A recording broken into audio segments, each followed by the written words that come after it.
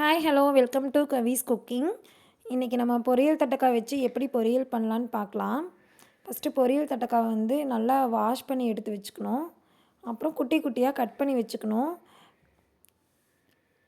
அப்புறம் அடுப்பில் வடைச்சட்டி சூடானதும் எண்ணெய் ஊற்றிக்கணும். நான் இன்றைக்கி தேங்காய் எண்ணெய் யூஸ் பண்ணி செஞ்சுருக்கேன். எண்ணெய் காஞ்சதும் கடுகு போடணும். கடுகு நல்லா பொரிஞ்சதும் கட் பண்ணி வச்ச சின்ன வெங்காயம், கருவேப்பிலை இதெல்லாம் போட்டுக்கலாம். நான் இன்றைக்கி வந்து மிளகு பொடி யூஸ் பண்ணி தான் செய்ய போகிறேன். அதனால் மிளகா போடலை. எங்களுக்கு அந்த டேஸ்ட் ரொம்ப பிடிக்கும். இப்போ கட் பண்ணி வச்ச தட்டைக்காயை ஆட் பண்ணிக்கணும். ஆட் பண்ணிவிட்டு அதில் வந்துட்டு மஞ்சத்தூள், தேவையான அளவு மஞ்சத்தூள் போட்டுக்கணும். அப்புறம் நான் சொன்னல மிளகு பொடி, அதையும் 2 ஸ்பூன் ஆட் பண்ணிக்கிறேன். நான் வந்து எங்கள் காரத்துக்கு தகுந்த மாதிரி ஆட் பண்ணுறேன்.